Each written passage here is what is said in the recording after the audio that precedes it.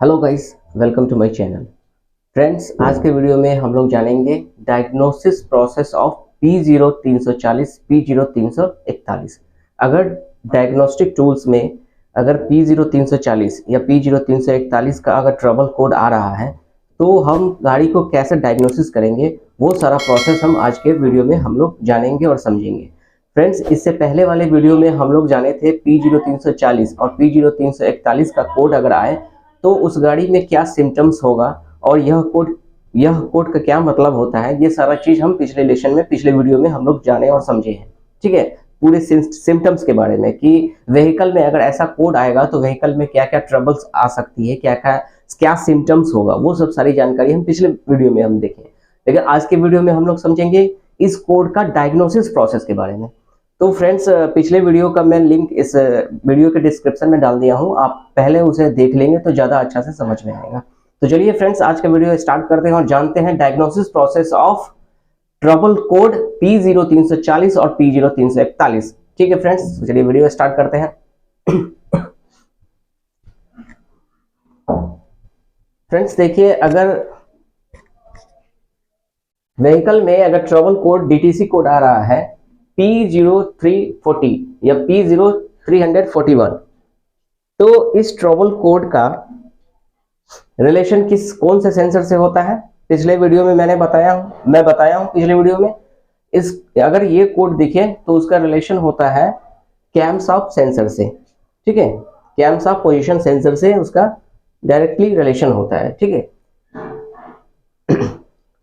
तो फ्रेंड्स देखिए, चलिए वीडियो स्टार्ट करते हैं और जानते हैं डायग्नोसिस प्रोसेस। अगर ऐसा कोड अगर व्हीकल में अगर दिखे, अगर गाड़ी में अगर ऐसा कोड अगर डायग्नोस्टिक टूल्स में है ना, ऑनबोर्ड डायग्नोस्टिक टूल्स में अगर आपको ये कोड दिखे तो कैसे हम उस कोड को इरेज करेंगे, वो सारा प्रोसेस हम आज समझेंगे और जानेंगे। तो देखिए फ्रेंड्स, सबसे पहले क्या होता है कि पहला number, switch off the ignition. अगर आप आई स्मार्ट लगा लिए व्हीकल में, आई स्मार्ट लगाओ या फिर डायग्नोस्टिक टूल्स जो भी है वो हम कनेक्ट कर दिए व्हीकल में। ठीक है, कनेक्ट कर लिए, उसके बाद हमको पता चला कि उस ऑनबोर्ड डायग्नोस्टिक टूल्स में दिख रहा है कोड P0 340 और P0 341। ठीक है, अब हम इंश्योर हो गए कि कोड ये है। तो अब हम इसको डायग्नोसिस करने के लिए सबसे पहले क्या करेंगे कि हम स्विच ऑफ द इग्निशन को स्विच ऑफ कर देंगे। ठीक है, दूसरे पॉइंट पे, पहला point switch off the ignition को स्विच ऑफ कर लिए। Second point, disconnect the camshaft sensor connector. अब क्या करना है कि कैमशाफ्ट सेंसर का जो कनेक्टर है उसे हम डिस्कनेक्ट करेंगे। इग्निशन को स्विच ऑफ कर लिए, फिर उसके बाद कैमशाफ्ट सेंसर का जो कनेक्टर है उसको हम डिस्कनेक्ट किए। ठीक है, दूसरा पॉइंट। तीसरा, थर्ड, उसके बाद क्या करेंगे, टर्न ऑन द इग्निशन। अब क्या करेंगे, हम इग्निशन को ऑन करेंगे। ठीक है, इग्निशन को ऑन कर लिए। पहले क्या किए कि इग्निशन को हम स्विच ऑफ किए, उसके बाद disconnect the camshaft position sensor, उसके बाद कैमशाफ्ट सेंसर के कनेक्टर को हम डिस्कनेक्ट करिए। ठीक है, अब फिर हम टर्न ऑन द इग्निशन को हम टर्न ऑन करेंगे, ऑन देंगे, चाबी ऑन करेंगे। चौथा पॉइंट, अब क्या करना है ये देखिए, measure the voltage between the pins in the camshaft connector pin number 3 and pin number 1। अब क्या करना है कि कैमशाफ्ट सेंसर का जो पिन है वो पिन नंबर 3 और पिन नंबर 1, ये 3 नंबर और 1 नंबर, कैमशाफ्ट सेंसर का जो कनेक्टर का जो पिन है ना, वो पिन नंबर 3 और पिन नंबर 1, इस दोनों के पिन के बीच हमको क्या करना है, वोल्टेज मेजर करना है। क्या करना है, वोल्टेज को मेजर करना है। ठीक है, 5 पॉइंट्स, इट शुड बी 5 या 0.3 वोल्ट्स। और उस पिन, ये 3 नंबर पिन और 1 नंबर पिन, कैमशाफ्ट कनेक्टर का जो पिन नंबर 3 और 1, इस दोनों के बीच हम वोल्टेज मेजर करेंगे। ठीक है, और वोल्टेज देखेंगे कि ये 5 से 0.3 वोल्ट होना चाहिए। ठीक, इज इट, अगर ये वोल्टेज अगर इतना नहीं दे रहा है वोल्टेज, अगर 5 से 0.3 वोल्ट अगर नहीं सप्लाई हो रहा है तो हमें क्या करना है?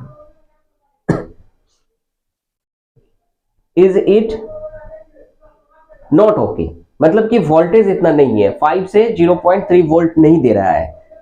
क्या ये कैमशाफ्ट कनेक्टर का पिन नंबर 3 और 1 के बीच का जो वोल्टेज मेजर करेंगे तो पता चलेगा कि इतना वोल्टेज अगर नहीं दे रहा है तो उस कंडीशन में अब हमको क्या करना है? अगर देखेंगे कि वोल्टेज जो है नॉट ओके, मतलब कि 5 से 0.3 वोल्ट नहीं मेजर किए, 5 से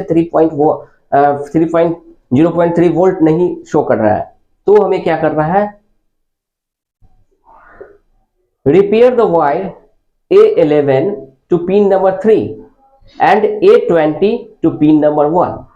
यहां देखिए ये बना हुआ है ECU, ठीक है, और ये कैमफेस सेंसर, ये ECU और ये कैमफेस सेंसर। अब क्या करना है कि repair the wire A11, ECU का वायर A11 पिन, ECU का A11, ठीक है, टू पिन नंबर 3 और सेंसर का पिन नंबर 3, ये A11 और ये 3 नंबर पिन, सेंसर का 3 नंबर पिन और ECU का टर्मिनल कितना है? A11, ECU का A11 और सेंसर का जो है 3 नंबर पिन, ठीक है, A11 to pin number 3 and A20 to pin number 1।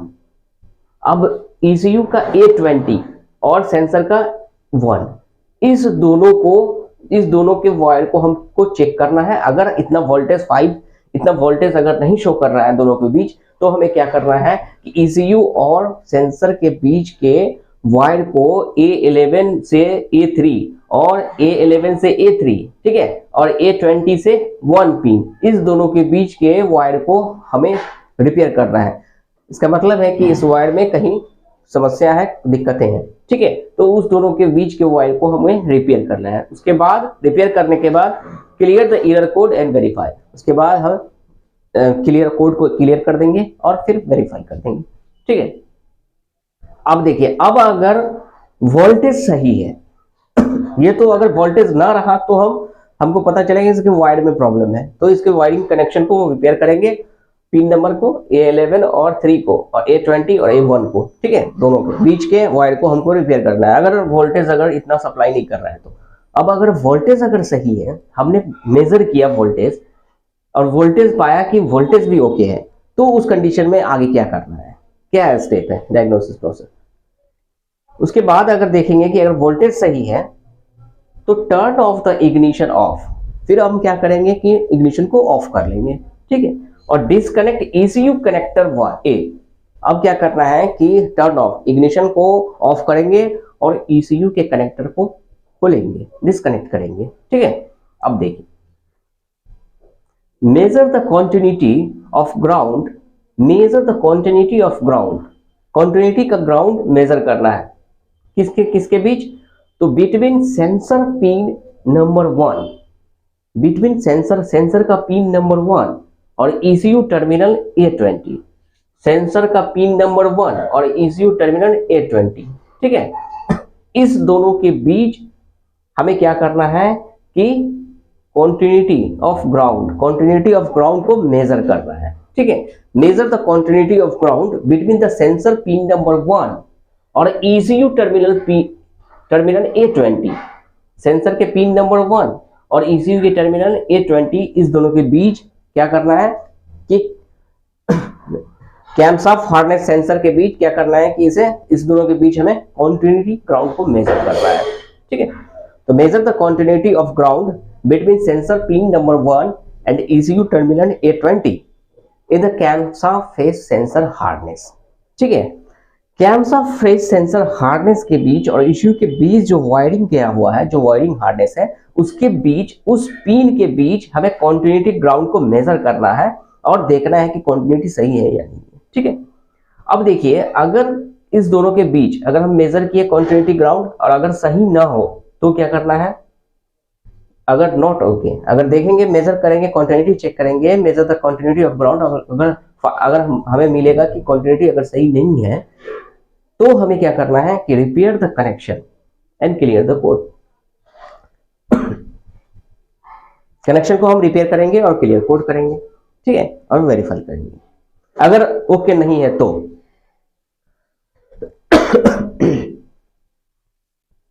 अब देखिए फ्रेंड्स, अगर क्या है कि हमने मेजर किया क्वांटिटी ऑफ ग्राउंड, सेंसर के पिन 1 और ECU टर्मिनल A20 के बीच जो है कैम्सा फेज सेंसर का हार्नेस के बीच जो है वो ECU के कनेक्टर और सेंसर के कनेक्टर, इस दोनों के बीच जो वायरिंग हार्नेस है उसके वायरिंग हार्नेस को हम कॉन्टिन्यूटी ग्राउंड करके मेजर द कॉन्टिन्यूटी चेक किए, बट पाए कि ओके नहीं है। अगर ओके नहीं है तो क्या करेंगे कि वायरिंग को रिपेयर करेंगे, वायरिंग के कनेक्शन को रिपेयर करें, उसके बाद रिपेयर करने के बाद हम क्लियर कोड करेंगे, फिर वेरीफाई करेंगे।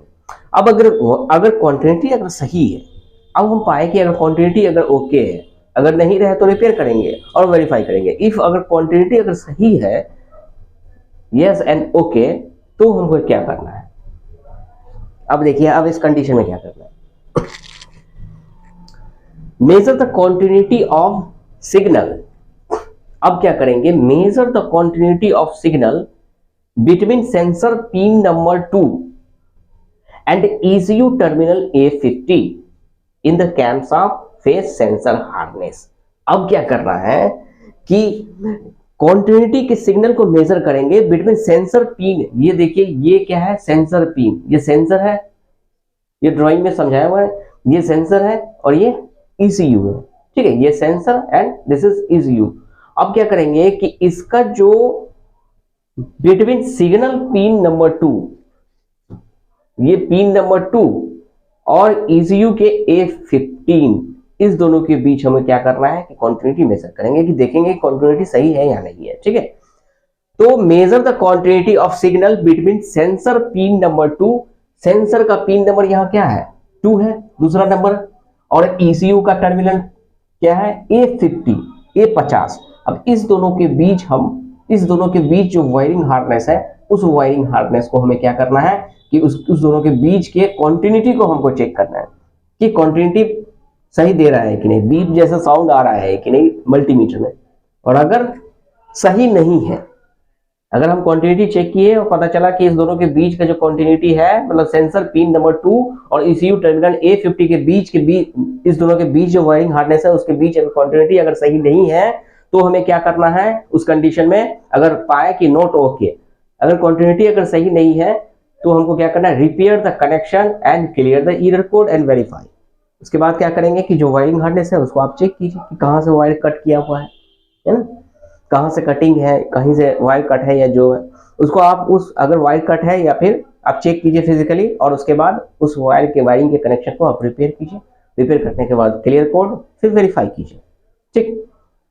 अब देखिए, अगर हम अब हम कॉन्टिन्यूटी चेक किए मल्टीमीटर से, पता चला कि ओके है, हम मेजर किए, कॉन्टिन्यूटी मेजर किए, सेंसर पिन नंबर 2 और ECU के टर्मिनल A50 के पिन, दोनों के पिन के बीच जो वायरिंग हार्नेस है उसे अगर मेजर किए और पता चला कि उसका कॉन्टिन्यूटी अगर सही है, उस सेंसर के बीच, उस कैम्प फेस सेंसर के हार्नेस के बीच, उस दोनों के बीच जो वायरिंग है वो अगर सही है, उसका कॉन्टिन्यूटी अगर सही है, ठीक है, sensor pin 2 and ECU terminal A50 के बीच जो है कॉन्टिन्यूटी अगर सही है, तो हमें क्या करना है आगे, नेक्स्ट पॉइंट क्या है, इस कंडीशन में हमें क्या चेक करना है, ये देखिए चेक। अब हम इतना चेक करने के बाद फिर भी अगर हम देखें कि अरे भाई कॉन्टिन्यूटी भी सही है, कोई प्रॉब्लम नहीं है, यहाँ तक डायग्नोसिस करने के बाद हमें पता चला कि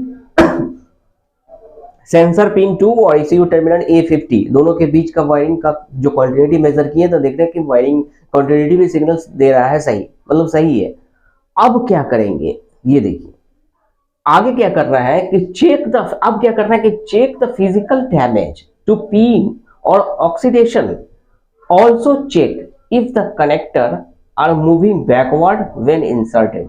अब आपको क्या करना है कि एक बार ECU के जो कनेक्टर है, जो कनेक्टर को हम check the physically damage to pin और oxidation and also check the connector और are moving backward when the insert. अब हमें कनेक्टर को चेक करना है कि बैकवर्ड डायरेक्शन में पीछे की ओर देखना है और चेक करना है फिजिकली, क्या कनेक्टर जो हम लगा रहे हैं उसमें तो फिजिकली कहीं से डैमेज तो नहीं है, ये हमें इंश्योर करना है और इसको हमको चेक करना है।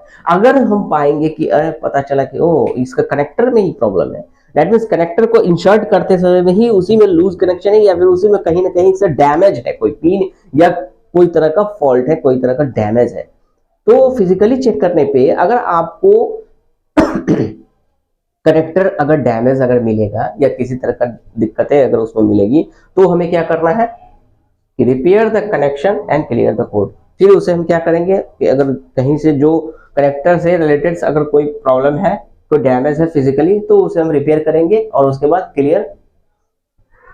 कोड को क्लियर करेंगे, एरर को कोड क्लियर करेंगे और वेरीफाई करेंगे। ठीक है, अब अगर इतना तक पहुंचने के बाद भी अगर हम देखेंगे एट लास्ट कि भाई कनेक्टर भी सही है, सब कुछ सही है, हमने क्या क्या चेक किया, हमने देखा कि अरे सारा चीज प्रोसेस करने के बाद आप फिजिकली भी चेक किए तो कनेक्टर का जो है डैमेज भी नहीं है, वो भी सही है, तो लास्ट में अब करना क्या है कि replace the camshaft phase sensor and clear the error and verify.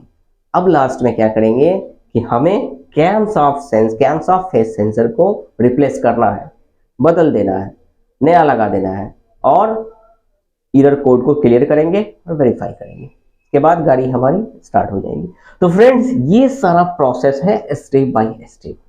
हमने आज की वीडियो में क्या समझे, क्या सीखे कि भाई अगर कोड अगर 340 या 341 अगर आए तो हम तो पता तो है ये इस कोड का रिलेशन किससे होता है, तो कैम्स ऑफ पोजीशन सेंसर से, कैम्स ऑफ फेस सेंसर से। तो ऐसा नहीं है कि ये कोड दिख गया और चलो सेंसर को तुरंत के तुरंत चेंज कर दो, नहीं। अब ये कोड दिखा तो इसका मतलब ये नहीं है कि सेंसर में ही प्रॉब्लम है, सेंसर में प्रॉब्लम है। अगर इस सेंसर ये ऐसा नहीं है कि ये कोड दिख गया तो डायरेक्टली हमें सेंसर को ही चेंज कर देना है, नहीं। सेंसर को चेंज करने से पहले हमें जो प्रोसेस अभी बताए हैं उस स्टेप बाय स्टेप करके प्रोसेस करके तब लास्ट में हमें सेंसर को चेंज करना है। ठीक है, तो यही फ्रेंड्स सिस्टम होता है, डायग्नोसिस प्रोसेस है। अगर आपके व्हीकल पे अगर महिंद्रा स्कॉर्पियो में या अगर कोई भी ब्रांड की व्हीकल्स में अगर इस तरह का अगर कोड दिखे P0340 या P0341, तो हमें इस तरह से ही हमें डायग्नोसिस करना है। डायग्नोसिस प्रोसेस करके हम अपने व्हीकल को स्टार्ट कर सकते हैं। ठीक है, अगर ये कोड दिखेगा तो व्हीकल स्टार्ट नहीं होगी। तो ठीक है फ्रेंड्स, समझ में आया आज का वीडियो। फ्रेंड्स मैं आपको एक चीज बताना चाहता हूं कि एक कंपनी है हमारी जिसका नाम है वाहन डिजिटल सर्विस।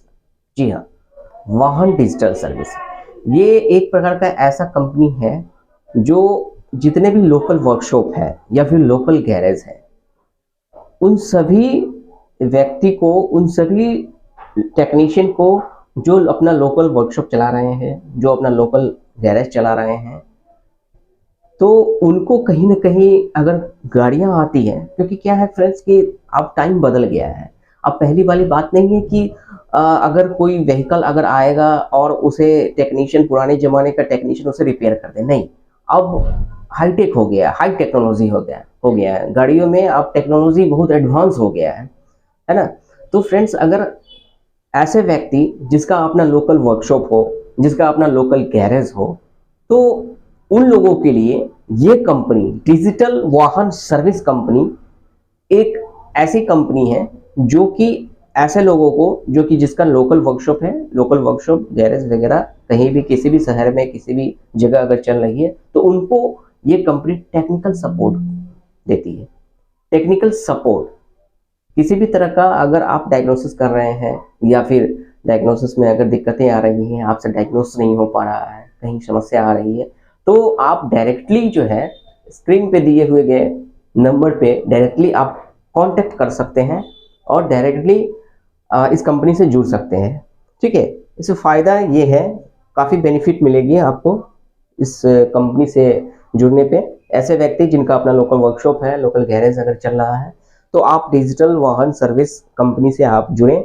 इस कंपनी में आपको किसी भी तरह का अगर टेक्निकल सपोर्ट चाहिए तो वो टेलीफोनिक सपोर्ट या फिजिकली वहाँ जो टेक्निकल टीम है वो प्रेजेंट होके आपको सपोर्ट किया जाएगा, आपको गाइड किया जाएगा, आपको टेक्निकल सपोर्ट किया जाएगा डायग्नोसिस में। तो ठीक है फ्रेंड्स, अगर इस कंपनी के बारे में विशेष अगर जानकारी लेना है तो आप दिए गए स्क्रीन पे इस नंबर पे आप कांटेक्ट कर सकते हैं। तो ठीक है फ्रेंड, उम्मीद है कि आज का वीडियो आपको समझ में आया होगा और समझे कि अगर कोड अगर P0340 या P0341 अगर आए तो हम कैसे हम डायग्नोसिस प्रोसेस करते हैं, कैसे हम उसे डायग्नोस करते हैं अगर ऐसा कोड अगर डायग्नोसिस टूल्स में अगर दिखे तो।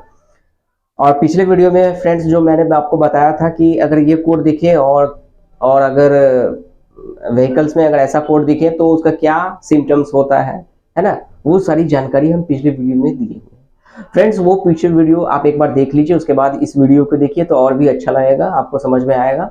और पिछले वीडियो का लिंक मैंने अपने इस डिस्क्रिप्शन में डाल दिया हूँ, आप उसे क्लिक करके आप उस वीडियो को देख सकते हैं। तो ठीक है फ्रेंड्स, उम्मीद करते हैं कि आज का वीडियो आपको अच्छा लगा होगा, समझ में आया होगा कि डायग्नोसिस प्रोसेस कैसे हम डायग्नोस करते हैं अगर कोड अगर P0340 या P0341 आएगा। तो friends, thank you for watching my video, thank you very much.